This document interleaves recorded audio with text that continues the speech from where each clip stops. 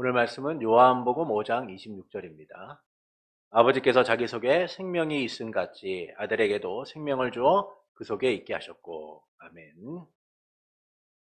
지난주에 우리는 웨스트민스터 신앙고백서 제2장 하나님과 삼위일체에 대한 부분을 함께 나누면서 그 1항인 하나님이 어떤 분이신가에 대한 내용들을 살펴봤습니다. 하나님은 오직 한 분, 살아계시고 참되시다라는 사실을 우리가 함께 나누었는데, 그 1항의 내용은 세 부분에서 하나님을 증거해주고 있어요. 첫째는 하나님이 위대하신 분이다라는 것이죠. 둘째는 하나님께서 사랑이 많으시고 좋으신 분이시다. 셋째는 공의로우신 분이시다라는 거예요. 이처럼 하나님은 우리가 마땅히 섬겨야만 할 그와 같은 분이시다라는 사실을 우리에게 알려주고 있습니다. 그러니까 우리가 하나님이 어떤 분이신가를 제대로 알게 될 때 이 믿음의 삶이나 이 신앙의 삶이 바르게 정해지는 거죠. 자녀가 부모를 제대로 알게 될 때 그 부모의 뜻에 따라 살아가게 돼요. 그러나 부모를 잘 모르면 끊임없이 부모의 뜻과는 다른 길을 가게 되어 있는 겁니다. 그래서 우리가 하나님이 어떤 분이신가, 이 부분을 바로 아는 일들이 얼마나 소중한가를 지난 시간에 나누었습니다.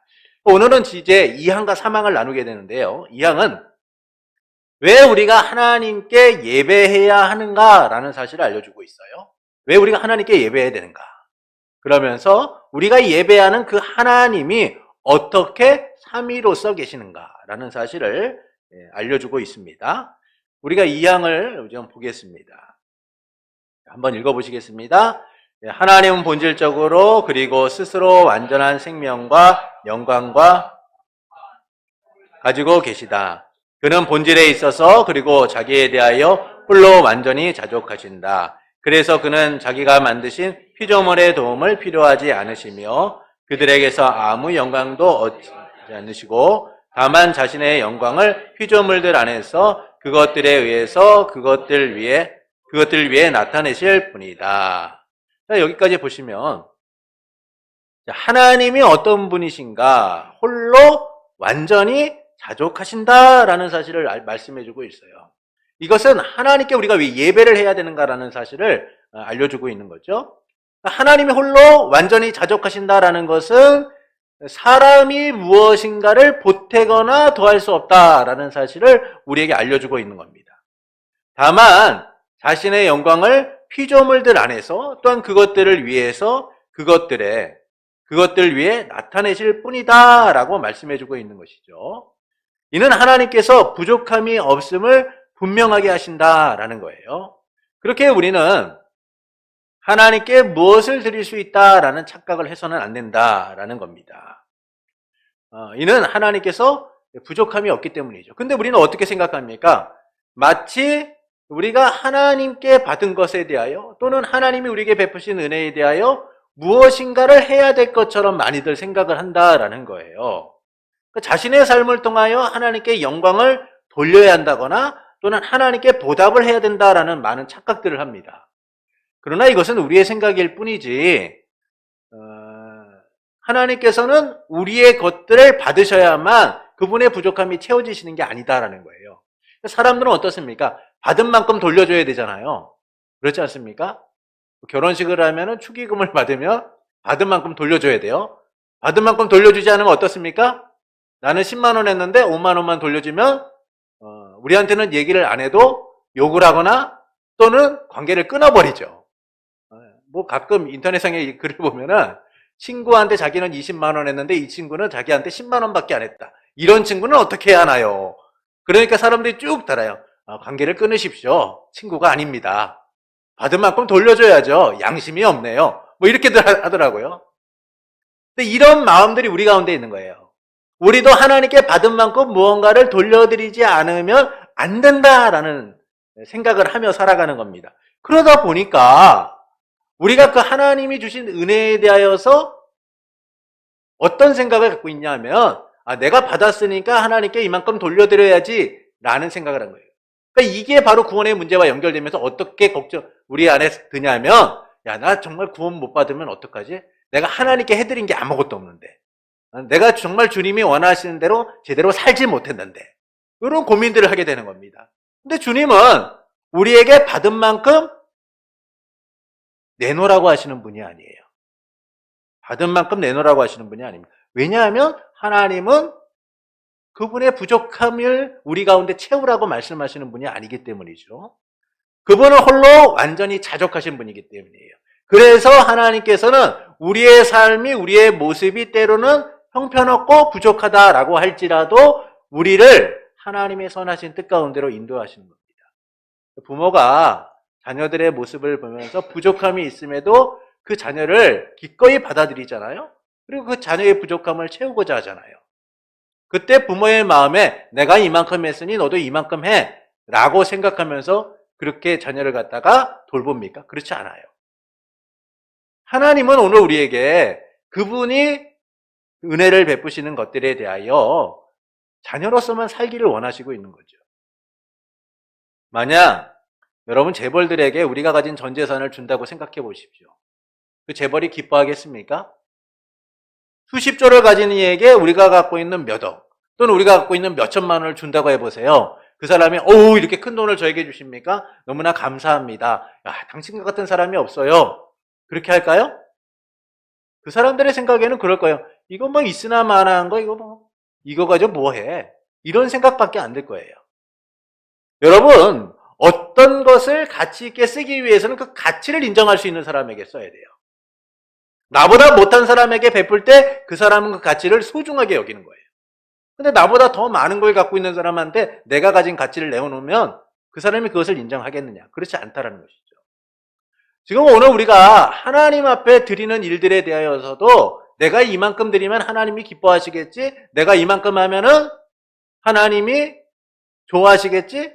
많은 착각들을 해요. 그러나 그것은 홀로 완전히 자족하신 하나님께는 아무것도 아닌 거예요. 그래서 우리는 하나님이 홀로 완전히 자족하시는 분이시다라는 사실을 기억함을 통하여 우리의 삶이라는 것들이 하나님 보시기에는 얼마나 부족할 수밖에 없는가를 생각할 수 있어야 돼요. 그래서 우리는 어떻게 합니까? 은혜에 대한 반응으로서 나오는 거예요. 그럼에도 불구하고 나를 자녀 삼으신 주님, 그럼에도 불구하고 나를 백성 삼으신 주님, 그럼에도 불구하고 내 인생 가운데 함께 하신 그 주님, 그 주님이 얼마나 좋으신 분인가를 우리는 생각하며 살아야 된다라는 겁니다. 내가 하나님께 이만큼 받았으니 돌려드린다는 것이 아니라 나의 부족함조차도 귀하게 여기시는 그 하나님을 바라볼 수 있어야 된다라는 것이죠. 자, 그 다음을 읽어보시겠습니다. 그는 홀로 모든 존재의 유일한 근원이시요 모든 만물은 그에게서 나오고 그로 말미암고 그에게로 돌아간다. 그는 가장 절대적인 주권을 가지고 모든 만물을 통치하시며 그것들에 의하여 그것들을 위하여 또는 그것들을 위해 기뻐하시고 원하시는 것은 무엇이든지 행하신다. 자, 하나님은 홀로 완전히 자족하시는 분이에요. 근데 그분이 어떤 분이시냐? 절대적 주권을 가지고 자기가 원하시는 모든 일을 행하신다는 거예요. 이 점에서 하나님의 뜻은 누군가에 의하여 좌우되는 것이 아니라 그의 기뻐하신 뜻대로 행하신다라는 사실을 우리는 기억해야 돼요. 앞서 우리가 받은 만큼 돌려드릴 수 있다는 생각을 버려야 된다라고 말씀을 드렸어요. 그것은 하나님이 자족하신 분이기 때문이에요. 근데 하나님은 절대적 주권을 가지고 그 뜻하신 바를 이루시는 분이다라는 거예요. 이 부분을 우리가 깊이 생각해야 되는 것은 우리의 삶 가운데 하나님의 통치가 어떻게 우리를 이끌어가고 있는가를 바라볼 수 있어야 된다는 거예요.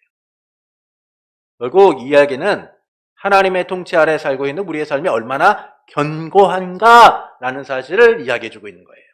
하나님의 약속 뜻하신 바가 변함없이 이루어지기 때문이죠. 그래서 오늘날 약속 위에 살아가는 우리의 삶은 안전하다라는 겁니다. 견고하다라는 거예요. 세상이 요동치고 세상이 많은 일들이 일어나도 우리의 삶이 안전할 수 있는 이유는 하나님이 절대적 주권을 가지고 그 뜻하신 바를 이루시는 분이기 때문이다라는 겁니다. 그래서 그 하나님의 절대적 주권이 우리 가운데 어떻게 일어나냐? 격변하는 역사의 소용돌이 속에서도 인생의 끊임없는 대적 속에서도 하나님은 언제나 뜻하신 바를 이루셨다는 거예요. 그래서 우리가 성경을 쭉 보십시오. 그 안에 얼마나 하나님을 대적하는 많은 일들이 일어납니까? 하나님의 백성이라고 하면서 하나님의 뜻과는 다른 길을 가고 있는 이들의 모습이 얼마나 많이 나타나요.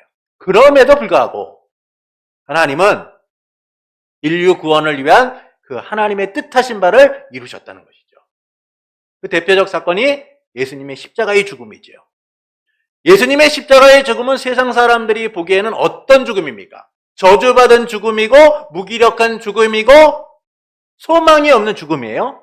그런데 하나님께서는 그 저주받은 죽음, 무기력한 죽음, 소망이 없는 죽음을 통하여 구원의 역사를 이루셨다는 거예요. 하나님의 뜻하신 바를 통하여 우리를 하나님의 나라 백성으로서 소망 있는 삶을 향해 나아가도록 만드셨다는 겁니다.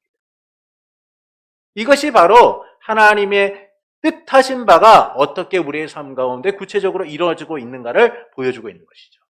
그래서 하나님의 뜻하심 속에서 모든 만물이 그분의 통치 가운데 살아가고 있는 거예요. 특히 하나님의 백성된 우리는 하나님의 주권적 역사 속에서 하나님의 나라 백성으로서 살고 있는 거다라는 겁니다. 그래서 잠언 19장 21절에 보면 사람의 마음에는 많은 계획이 있어도 오직 여호와의 뜻만이 완전히 서리라. 여기서 중요한 게 여호와의 뜻만이 완전히 서리라는 거예요. 부족함이 있는 게 아니에요. 뭔가 미진한 게 있는 게 아니에요. 완전히 완벽하게 선다는 거예요. 이게 바로 하나님의 주권적 역사 속에서 이루어지는 일이다라는 겁니다. 그분의 뜻은 단 한 번도 변하거나 포기된 적이 없어요. 그래서 하나님 그 절대적인 주권을 통하여 그 뜻하신 바를 이루신다라는 겁니다. 자, 다음을 보십시오. 그의 앞에서는 모든 만물이 드러나며 나타난다. 그의 지식은 무한하시고 무하시며 피조물에 의존하지 않으신다. 그러므로 하나님에게는 아무것도 우연이나 불확신 것이 없다. 자, 보십시오. 하나님께서는 홀로 완전하게 자족하시는 분이에요. 근데 그분은 절대적 주권을 가지고 행하시는 분입니다. 근데 그 주권 속에서 하나님이 하시는 일들은 우연일 수 없다는 거예요. 이게 중요한 거예요. 우연일 수 없다. 여러분, 세상은요, 자기의 인생에 대하여 설명되지 못하는 부분을 우연이다라고 얘기해요. 내가 생각지도 못했는데 우연히 그 사람을 만나서 가정을 이루게 되었어. 생각지도 못했는데 우연히 그곳을 지나다가 지원 공고를 보게 되고 그 회사에 취직하게 됐어. 사람들은요, 자기 인생에 설명하지 못하는 많은 것들을 우연으로서 가장해요. 우연히.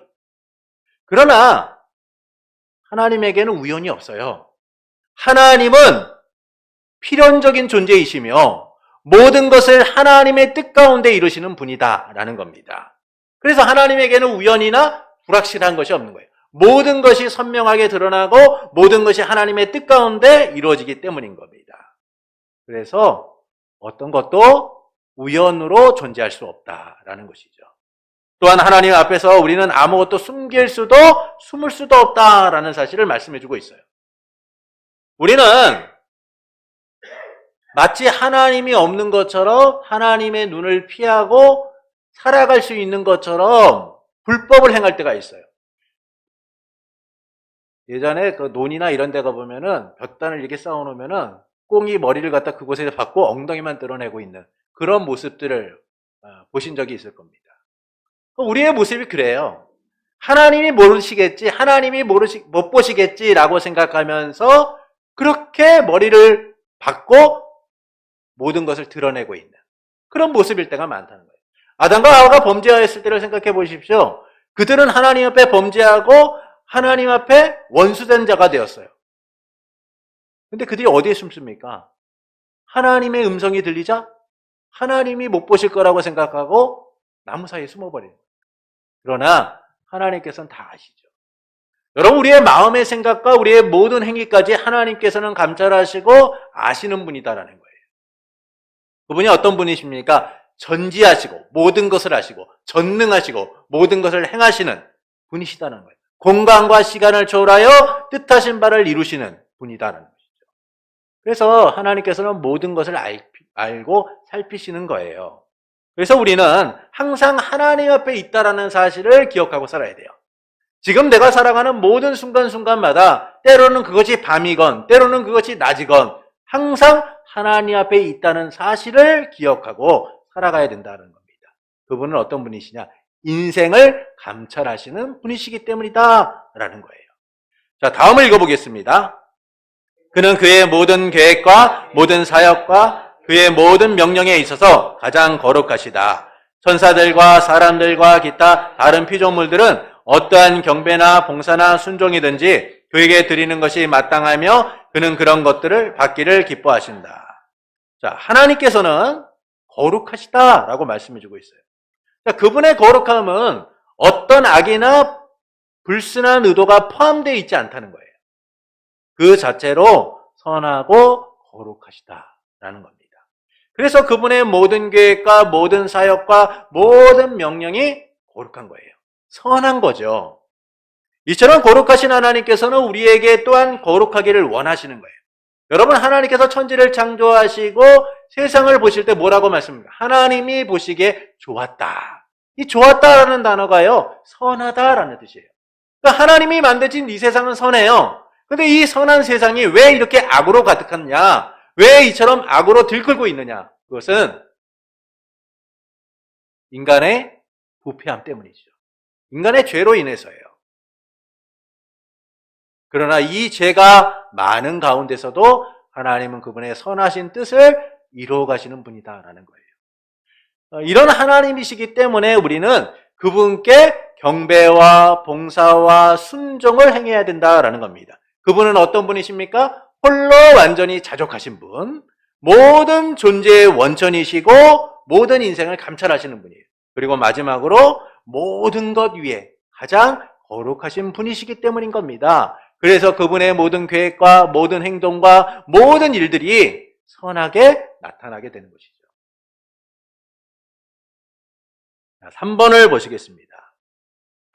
하나님의 본체는 하나이시며 곧 동시에 삼위이시다. 즉 본체와 능력과 영원성에 있어서 동일하신 성부 하나님과 성자 하나님과 성령 하나님이시다. 앞에 이항이 왜 우리가 하나님을 예배해야 되는가 라는 부분을 이야기해주고 있다면 그 우리가 예배해야 되는 그 하나님께서 어떻게 계시는가 라는 사실을 말씀해주고 있죠. 하나님의 본체는 하나이시고 동시에 삼위가 계시다라고 말씀해주고 있어요. 그러니까 기독교의 하나님은 삼위일체 하나님이에요. 삼위일체 하나님입니다. 이 삼위일체 교리는 지난 시간에 말씀드린 것과 같이 구원을 얻는데 결정적으로 중요한 의미를 갖고 있어요. 만약에 우리가 이 교리를 부인하거나 이것을 인정하지 않게 되는 순간 구원을 잃게 되는 거예요. 삼위일체 교리는 유일실 신앙과 예수 그리스도에 대한 신앙이 하나로 연결되어서 우리에게 하나님의 구원의 역사가 얼마나 놀랍게 나타나는가를 제대로 볼 수 있도록 만들기 때문인 겁니다. 위대하시고 사랑이 많으시고 공율이 많으시며 공의로우신 하나님께서 어떤 방식으로서 우리를 구원하셨는가를 설명해 주는 놀라운 표현이 뭐냐? 삼위일체 하나님이시다라는 거예요. 그래서 우리가 삼위일체 하나님에 대하여 이야기할 때 뭐라고 얘기합니까? 성부 하나님께서는 계획하시고 성자 예수님께서는 실행하시고 성령 하나님께서는 적용하셨다. 근데 이 일들이 구분되어 있는 게 아니라 하나 되어 있는 거예요.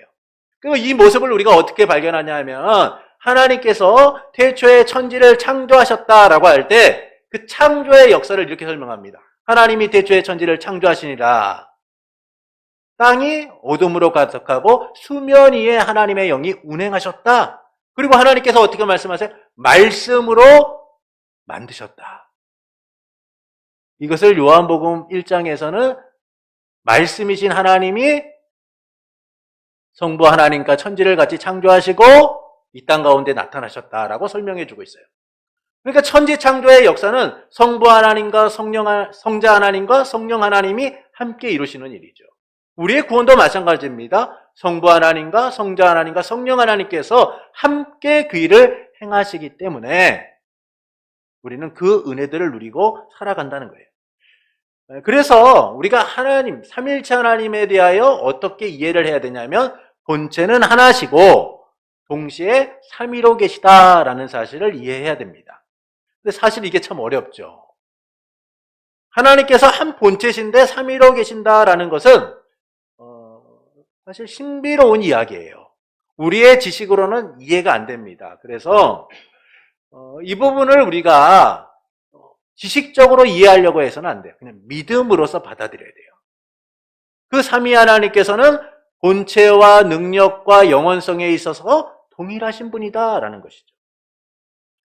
이와 같은 삼위일체 교리는 무려 60년간 논쟁에 있었다라고 말씀을 드렸습니다. 그러다가 콘스탄티노플 회의를 통하여서 이 삼위일체 교리가 확정되게 되죠. 그래서 우리가 이 삼위일체 교리를 제대로 받아들이고 하나님이 어떤 분이신가를 이해할 수 있어야 되는 거예요. 삼위일체를 잘 보여주는 사건 하면은 예수님이 세례를 받으시는 장면을 우리가 볼 수 있습니다. 예수님이 세례를 받으시자 하늘이 열리고 하나님의 성령이 비둘기와 같이 내려서 예수님의 위에 임하게 되죠. 하늘에서는 소리가 있어요. 내 사랑하는 아들이요 내 기뻐하는 자다라고 말합니다. 이처럼 성부 하나님과 성자 하나님과 성령 하나님께서는 함께 하신다라는 사실을 우리에게 보여주고 있어요.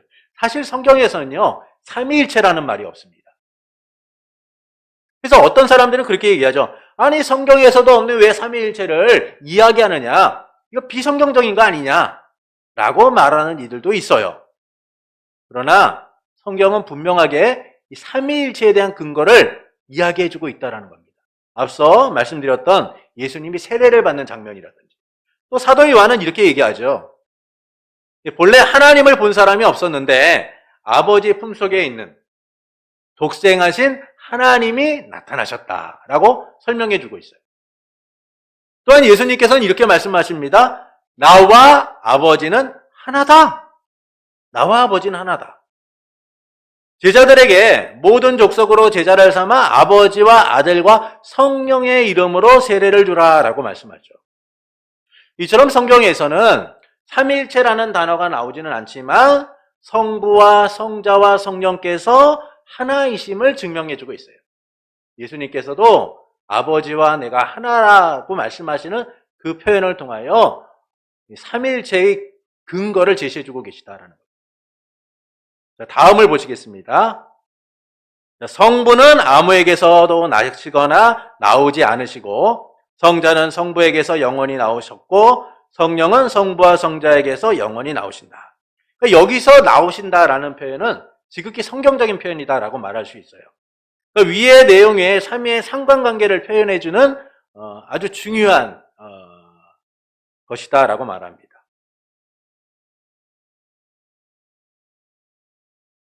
삼위일체는 가장 신비롭고 인간의 지혜나 생각으로 풀 수가 없어요. 그래서 우리는 이것을 설명할 때 나오시고라는 표현을 써요. 성부 하나님께서는 아무에게도 나오시지도 않으셨다. 왜냐하면 그분은 시작과 끝이시기 때문이죠. 성자께서는 성부에게서 영원히 나오셨다. 성령은 성부와 성자에게서 영원히 나오신다. 사실 이게 어렵죠. 어떻게 나오셨는지 우리는 몰라요. 그래서 우리가 이해할 때는 성부 하나님으로부터 성자께서 나오시고 또한 성부와 성자로부터 성령께서 나오셨구나. 그러나 이분들은 하나가 되어 함께 일하시고 계시구나라는 정도로 이해를 할 필요가 있습니다. 그런데 이것을 사람들이 좀 쉽게 설명을 하겠다라고 해서 설명하다가 이단이 되는 경우들이 있어요. 이대로 받아들이고 믿으면 딱 되는데 여기에 사람들에게 좀 더 쉽게 이해하고자 설명하다가 문제가 되는 경우가 있습니다. 그래서 우리가 어떤 예화를 사용하는 일들은 주의할 필요가 있어요. 그래서 삼위일체는 그대로 믿음으로 받아야 된다. 우리는 하나님을 믿되 예수님으로 말미암아 하나님을 알아야 됩니다. 그때 구원을 누리는 거예요. 근데 하나님을 믿는데 예수님으로 말미암지 않으면 어떻게 됩니까? 구원이 없는 거죠. 그래서 삼위일체 교리가 중요한 거예요. 예수님께서 성자 하나님이시다라는 사실, 아버지와 하나시다라는 사실, 이것이 제대로 이해될 때, 제대로 우리 가운데 믿음으로써 자리 잡을 때 우리는 구원의 은혜를 누리게 되는 겁니다. 아버지로부터 아들, 그리고 성령께서 어떻게 우리의 구원을 이루셨는가를 우리가 제대로 이해하고 누릴 수 있게 되는 거죠. 그래서 삼위일체 교리는 우리의 구원을 위해 매우 중요하다라는 사실입니다. 자, 삼위일체와 관련된 이단들을 좀 보시겠습니다. 삼일체와 관련된 이단들이 참 많아서요. 이들의 특징이 뭐냐면 성자의 신성을 부인합니다. 또 성령의 인격성을 부인을 해요. 일반적으로 이제 삼일체를 부인하면서 얘기되는 게 삼신론과 단일신론이라는 게 있어요. 그러니까 삼신론이라는 것은 성부, 성자, 성령을 서로 다른 신이다라고 주장하는 거예요. 성부 하나님과 성자 하나님과 성령 하나님은 각각 다른 신으로 존재하고 계신다라는 것이 삼신론입니다. 단일신론이라는 게 있어요. 이 단일신론은 1인 지배체제예요. 1인 지배체제. 그래서 이 단일신론을 뭐라고 얘기하냐면 군주제다라고 얘기해요. 그러니까 하나님의 유일성을 지나치게 강조한 나머지 그리스도의 신성을 부인하거나 인정하지 않는 겁니다. 그래서 이 단일신론은 두 가지로 나눠져요. 양자론적 단일신론. 참 어렵게 만들어놨죠. 양자론적 단일신론. 역동적 단일신론이라고 합니다. 이 양자론적 단일신론은 뭐냐면 그리스도의 신성을 부인합니다. 이는 데오도토스라는 사람이 주장한 건데 그를 위시한 이제 그 양자론자들이 주장하는 거예요. 이들이 주장하는 게 뭐냐면 예수님이 요단강에서 세례를 받으실 때에 하나님의 능력을 받고 이때부터 뭐가 됐다? 그리스도가 되셨다. 하나님의 아들이 되셨다. 그러면 이 얘기는 뭐예요? 그전에는 하나님의 아들이 아니셨다는 거예요. 그러니까 예수님이 태어나고 자라시는 과정 속에서는 하나님의 아들이 아니셨는데 요단강에서 세례를 받으실 때 성령이 그분 위에 내리고 하늘에서 이는 내 사랑하는 아들이요 내 기뻐하는 자라고 했을 때 그분이 비로소 그리스도가 되셨다. 하나님의 아들이 되셨다라고 주장하는 거예요. 그러니까 이들은 그리스도의 완전한 신성을 부인하고 그리스도를 단순한 인간 혹은 보통의 인간으로 격화시켜요. 이게 좀 주의해야 될 게 많은 이들이 언제부터 예수님이 하나님의 아들인 줄 아셨을까? 뭐 이렇게 고민하는 사람도 있어요. 그러면서 그거에 대한 해답을 예수님이 이 세례를 받으시면서 그랬을 것이다. 그러나 중요한 사실은 이미 예수님은 자신이 누구신지를 알고 이 땅에 오신 거예요. 성자 하나님으로서 하나님의 신성과 인간의 인성을 가지고 이 땅에 오신 분이다. 여기에 우리가 어떤 것을 설명하려고 해서는 안 돼요. 그분이 참 하나님이시며 참 인간이시다라는 사실에 대하여 우리가 어떤 것을 추가하거나 또는 빼려고 해서는 안 된다는 겁니다. 그런데 이 양자론적 단일신론을 갖고 있는 사람들은 예수님이 신성을 갖지 않으셨었는데 세례의 사건을 통하여 신성을 부여받아 하나님의 아들이 되었다라고 이야기하는 거예요. 그래서 예수님은 어떤 인간을 보냐면 보통의 인간으로 격화시키는 거죠. 그 보통의 인간이었던 예수님께서 신성을 가지게 되었다. 근데 그 신성은 뭐예요? 완전하지 않다라는 거예요. 양태론적 단일신론, 이것은 그리스도를 개별적 실체성을 부여하는 거예요. 성자 하나님으로서 보질 않는 겁니다. 우리가 이게 좀 쉽게 설명하면은 이게 양태론이라 그러는데 집에서는 아버지고 회사에서는 관장님이고 교회에서는 집사님이라고 불리는 것처럼 하나님은 한 분이신데 어떨 때는 성부로 불리고 구약에서는 성부로 불리고 또 신약시대에서는 예수님이라고 불리고 또는 오늘날에는 성령님이다라고 그렇게 불리는 것일 뿐이다. 시간과 장소에 따라서 다르게 불려질 뿐이지 하나님은 한 분이시다. 이렇게 얘기하는 게 양태론인 거예요. 어떤 목사님들이 이제 삼일체에 대한 설교를 하면서 이런 예화를 드시는 경우들이 있는데 우리가 이해하고 받아들여야 되는 것은 하나님은 본체는 하나시고 삼위로서 존재하고 계신다. 능력과 모든 면에 있어서 그분은 동일하시다. 라는 사실을 믿음으로서 받아들여야 돼요. 믿음으로서 받아들여야 됩니다. 그때에 우리는 하나님이 어떤 분이신가를 제대로 믿고 예배할 수 있게 되는 것이죠. 삼일체를 부인하는 이들의 대표적인 사람들이 이제 아리우스 그리고 현대의 자유주의자들, 뭐 오늘날의 이단 중에는 여호와 증인을 살펴볼 수 있어요. 그러니까 아리우스는 어떤 사람이냐면은 삼위일체 논쟁이 이제 불거지기 시작했을 때 그 삼위일체를 거부했던 아주 대표적인 사람입니다. 그는 예수님을 위대한 피조물 정도다라고 봤어요. 예수님을 위대한 피조물이라고 봤습니다. 그러니까 성자가 모든 피조물보다는 뛰어나다라는 거예요.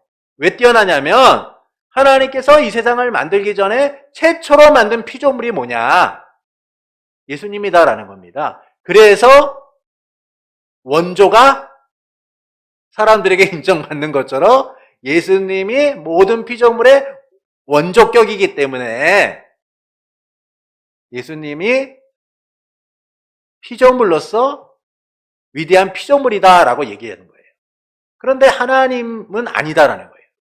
피조물이긴 하지만 모든 피조물보다는 좀 더 뛰어난 피조물이긴 하지만 하나님은 아니다라는 겁니다. 그래서 예수님은 만물의 상속권을 지닌 가장 위대한 피조물일 뿐이다. 이게 아리우스가 주장하는 거예요. 그러면서 그가 뭐라고 얘기하냐면 성자가 하나님으로 불릴 때가 있었다. 그러나 그는 참 하나님이 아니고 은혜에 참여함으로써 하나님의 이름을 부여받아 하나님이라고 불렸을 뿐이다 라는 겁니다. 이게 바로 아리우스가 주장했던 거예요. 그리스도의 신성을 완전히 부인하는 거죠. 이와 같은 아리우스에 대항해서 아타나시우스라는 사람이 그리스도께서 참 하나님이시다라는 사실을 증거하고 이 과정에서 우리가 얘기하는 이제 삼위일체 논쟁이 본격히 시작되게 됩니다. 이제 두 번째는 자유주의자들이에요. 자유주의자들은 예수님을 어떻게 보냐면 하나님이 되고자 했던 혁명가 정도로 봅니다. 역사적으로는 존재했지만 스스로 착각을 갖고 있었다. 자기가 하나님인 것처럼 착각하고 살았던 혁명가일 뿐이다. 라고 얘기해요. 대부분의 예수님을 부인하는 게 뭐냐면 신성적인 부분을 많이 부인합니다. 예수님이 참 하나님이 아니라고 많이들 생각하는 거죠. 오늘날 그 자유주의자 중에서 가장 대표적인 사람이 여러 사람들이 있지만 우리가 잘 아는 사람은 슈바이처. 슈바이처는 어떤 사람이냐면 누구나 예수가 될 수 있다.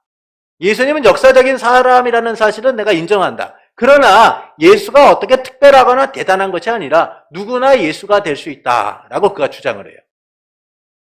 어떻게 예수가 될 수 있느냐? 윤리적이고 도덕적인 면에서 의지적 권위를 가지고 예수가 될 수 있다. 그러니까 나라는 사람이 내 안에 있는 어떤 본성이 일어나서 윤리적이고 도덕적으로 잘 살고자 결단하고 그렇게 살아가고자 한다면 그것 또한 예수다. 이게 슈바이처가 주장하는 거예요. 그래서 슈바이처는요, 여러 직업이 있죠. 의사이기도 하고, 신학자이기도 하고, 선교사이기도 하고, 여러 직업이 있어요. 근데 이 슈바이처는 결국 예수님이 하나님이시다라는 사실을 인정하지 않아요. 그래서 하나님의 임박했음을 선언했던 인물이 예수님이고 그는 메시아라는 착각 속에서 살았다라고 슈바이처는 얘기합니다. 그래서 그는 누구나 예수가 될 수 있다라고 얘기하죠. 그 슈바이처가 한 일이 뭡니까? 아프리카에서 많은 사람을 도왔잖아요. 그가 그렇게 한 이유가 윤리적이고 도덕적으로 내 안에 있는 본성을 가지고 윤리적이고 도덕적으로 살면 뭐가 될 수 있다고 그랬어요? 예수가 될 수 있다는 거예요. 누구나. 그렇기 때문에 그는 그것을 증명하기 위하여 아프리카까지 가서 위대한 의술을 베푼 거예요. 오늘날에는 이제 여호와 증인들이 또 문제가 있어요. 이 여호와 증인들은 성부 중심의 사상을 갖고 있어요. 그래서 성자 예수님을 피조물로 봅니다. 그리고 천사장 미카엘을 예수님으로 봐요. 그리고 성령님은 하나님의 힘과 바람이다. 하나님으로부터 나온 에너지 정도로 봅니다. 비인격체적 존재로 보는 거죠. 여호와 증인은 성부 사상을 중심으로 해서 예수님을 피조물로 보고 그리고 천사장 미카엘이 예수님이라고 보기도 하고 성령을 하나님으로부터 나오는 에너지 정도로 봐요. 이처럼 많은 이단이라든지 오늘날 자유주의자들은 삼일체 사상을 제대로 인정하지 않고 예수님의 신성을 부인합니다. 그러니까 이것이 갖고 있는 가장 큰 문제가 뭐냐면 결국 우리의 구원과 관련된 거예요. 여러분, 예수님께서 하나님이 아니시다라는 거 한다면 우리의 구원은 거짓인 거예요. 우리의 구원은 거짓인 거예요. 예수님이 참 하나님이시기 때문에 우리의 구원이 가장 완벽한 거예요. 그래서 우리는 이 삼위일체 교리가 얼마나 중요한가를 다시 생각해야 됩니다. 하나님이 어떤 분이시고 왜 우리가 하나님을 예배해야 되고 그분이 어떻게 계시는가, 이 부분을 우리가 바로 알 때에 하나님을 온전히 예배하게 되고 바른 신앙을 가지고 살아갈 수 있는 거예요. 우리의 구원의 완전함과 완벽함을 이 땅 가운데서 누리며 살아갈 수 있게 되는 겁니다. 그러므로 우리는 삼위일체 하나님, 본체는 하나이시고 위격에 있어서는 삼위로 계신다라는 사실을 우리가 제대로 이해하고 믿음으로써 받아들여야만 할 것입니다. 핵심 요약을 보시겠습니다. 피조물이 왜 하나님께 예배를 드리는 것이 마땅한가? 홀로 완전히 자족하시기 때문이죠. 그분에게는 부족함이 없기 때문이에요. 둘째는 모든 존재의 원천이시기 때문입니다. 그래서 그분에게는 우연이나 불확실한 게 있느냐? 없다라는 거예요. 필연적 존재이시기 때문이죠. 셋째는 그로부터 비롯된 모든 것에 가장 거룩하시기 때문이에요. 하나님이 계획하시고 하나님이 행하시고 하나님이 이루시는 모든 일들이 거룩하고 선하기 때문에 우리는 하나님을 예배해야 된다라는 겁니다. 이 중에 하나라도 하나님이 부족하다면 우리가 하나님을 예배할 이유가 없는 거예요. 그러나 하나님은 가장 완전하신 분이기 때문에 우리는 그분을 예배해야 된다라는 것이죠. 우리 하나님은 삼위일체 하나님이십니다. 성부는 아무에게서 나시지 않으시며 나오시지도 않았고 성자는 성부에게서 영원히 나시고 성령은 성부와 성자로부터 영원히 나신다. 그래서 성부와 성자와 성령께서 함께 하나로서 그 일을 행하고 계시다라는 사실을 우리는 믿음으로써 고백하고 믿음으로써 바라볼 수 있는 자들이 되어야 할 것입니다. 앞으로도 많은 이들이 예수 그리스도의 신성이라든지 또는 인성을 부인하고 우리 주 예수 그리스도께서 우리가 주가 되심을 그들은 끊임없이 공격할 수도 있어요. 이런 가운데서 우리가 예수님이 어떤 분이신가를 바로 알게 될 때 우리는 바른 신앙으로서 바르게 살아갈 수 있게 되는 겁니다. 우리가 계속 이런 신학적인 부분들을 나누고 있는 이유도 단지 지식적인 어떤 것들을 쌓기 위함이 아니라 우리의 믿음을 더욱더 견고하게 해서 우리가 바라보는 그 믿음의 삶을 아름답게 세워가기 위함임을 여러분 잊지 마시고 하나님을 알아가는 일들에 더욱더 헌신하는 복된 성도들이 될 수 있기를 예수님의 이름으로 축원합니다.